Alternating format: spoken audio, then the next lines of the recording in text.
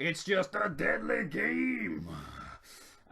Survivor Series 1998 review. And what a fucking pay review this was. I mean, I'll be real, I used to think it was better than what it was. Like, I used to think this was like a fucking 10 out of 10. There is some fucking disasters in it throughout, like, I'll be real about it, but you know what? WWE, WWF, in this time, not much you could really do wrong.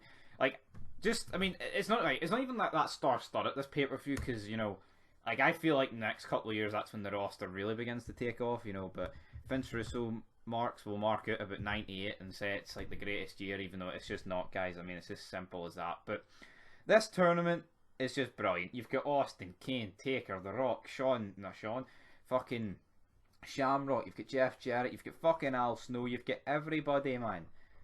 You've got everybody. There's about 100 different matches that take place on this show, guys. But basically, we kick off the show with Finny Mac. He introduces Mankind. He comes out in the tuxedo and all. And Finny Mac says that he will be taking on a former WCW superstar. And it's Dwayne Gill. Mankind defeats him in 30 seconds. Yeah, I mean, not exactly the longest and greatest match of all time, but I mean, I remember, like, my memory of this, like, I watched this, like, what, like 5 years ago, and then if it was before that, fuck, I don't know how long ago before that, right? But I always assumed that he brought out, obviously this is Gilbert, but he's just well, he's Dwayne Gill here, but I just assumed it was Gilbert, you know, because the whole WCW reference, but Mankind advances into the second round, and Undertaker and Kane are already in that round. Meanwhile, we have Al Snow taking on Jeff Jarrett, who's got Deborah at his side, and Al Snow wins here with head. Match only goes about 3 minutes, but to be honest, that is literally the gimmick of this show. Because next up, we've got Stone Cold Steve Austin defeating the Big Boss Man by disqualification. Boss Man starts battering Stone Cold with his nightstick, and the whole gimmick is can Stone Cold be able to compete tonight in the next round? But then we've got the next match, which whoever wins will be taking on Stone Cold. But Regal and X-Pac ends in a double count out. The match gets restarted and the exact same thing happens again. But let's just talk about William Regal's fucking theme song. He's a man, a real man's man. Fucking brilliant, and nothing will ever change my mind on that, right? Absolutely unreal. It's fucking fantastic.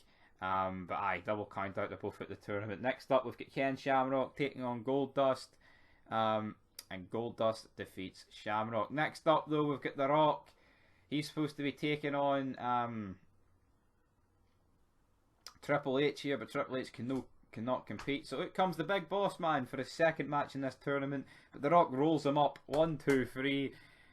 Just like within 3 seconds. It's just the feel of this paper. I feel like every match feels fucking important.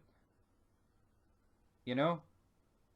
Like, there's only, what, 2 other matches that aren't in this tournament. Alright, the women's match, but you've got Sable, so that's great. And then you've also got, you know, the triple threat tag match. But every match just feels fucking mental here. And then we get Undertaker versus Kane. I don't know, like, I feel like... I'm not saying Kane's overrated, because I love Kane, but...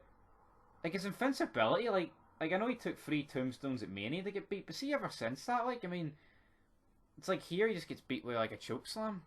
You know, like, albeit, yes, Paul Bearer was holding down his legs, yes, but I don't know, something didn't sit right about that to me. But next up, in the quarterfinals, we have Mankind in a tuxedo defeating Al Snow. How the fuck did Al Snow, guys, make it into the quarterfinals with, like, the likes of Kane, Taker, The Rock, Shamrock, Austin? Absolutely insane. But obviously Austin got a bye because of the Stevie Regal X-Pac stuff. Next up, though, in a pretty good match with The Rock taking on Ken Shamrock. They tried the shaft. The Rock here, obviously, with the whole nightstick stuff, but Big Boss Man accidentally threw it to The Rock instead of Shamrock, and The Rock battered them. Next up, though, we have a singles match for the WWF Women's Championship. We've got Sable defeating Jacqueline here with Shane McMahon as the special guest referee, which no real idea why, but he was. So I mean, I guess we'll take it. But it was a 3 minutes 14 match with a pretty good spot on the outside when Sable power bombed Mark Merrow. Moving on, though, we had the match in the semi-final, we had Mankind taking on Stone Cold Steve Austin. Austin here getting shafted left, right, and centre. Obviously, McMahon Austin's at like boiling point here, but like see McMahon in '98, he's nowhere near as good as like 2000, 2001, and so on. McMahon, he's still like on the mic, he's still nowhere near the completed article. But seeing like 2001, he's fucking brilliant. You know, like his facial, he learned so much. You know, like I see if we had like Prime McMahon feuding we all. I mean, it's still fucking fantastic, great. You know, this, that, and the third. But honestly, man, Prime McMahon and Austin, we did see a lot of that though. To be fair, in like 2001, and then obviously like Cole GM shit, we've seen a few wee skits. But Mankind here defeats Austin, absolute screw job. Austin shafted it. And then we have The Rock taking on The Undertaker. I mean, look at these two semi-final matches, man. Is this not exactly what you want? But The Rock here defeats The Undertaker by disqualification. Another good match here. And then it is our penultimate match before the main event. We have the New Age Outlaws taking on D'Lo Brown and Mark Henry. Absolutely love the Nation theme at this point. And also the Headbangers, and a triple threat tag match for the WWF tag titles. And this match actually was fucking 10 minutes, which I was a bit shocked about. But the Outlaws retain. They were definitely in a league of their own here. The Outlaws, there is no two ways about it, and I think the right team won. But then we have our main event, The Rock versus Mankind. See Mankind just running about like in his socks and shit with no shoes on. I know it was more the Austin match, but well, it was fuck it. I found it really funny. But The Rock and Mankind here. You think Mankind's going to win, but The Rock, he locks Mankind in the sharpshooter. Obviously, the previous year, Brett screwed Brett. Shawn Michaels won. It was the screw job.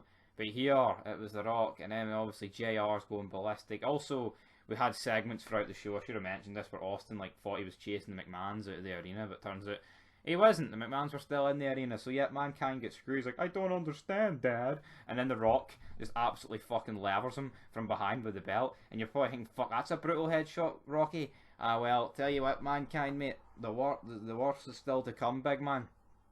So there's no need to start greeting about this one. Wait to the Rumble and fucking No Way Out, or St. Valentine's Day Massacre. That's when you'll be getting all these fucking maneuvers that are absolutely brutal. And then that is how the pay-per-view went off there with like JR screaming at the top of his lungs. But you know what? I love the concept there, right? But I feel like a lot of matches, like there was just too many screwy finishes, but it was still fucking fantastic. I mean, this is just planting the seeds for the eventual end of like The Rock and Austin. Well, it's not the end of The Rock and Austin feud, but Austin winning the title back at Mania 15. But aye, guys, that'll do it for this video. Leave your thoughts down below. In terms of a rating out of 10, fuck, what will I give this out of 10, guys? I'll give it a 9. It's fantastic, you know, but rewatching it, I feel like there is a few wee flaws with it. But until next time, leave your thoughts down below, and peace.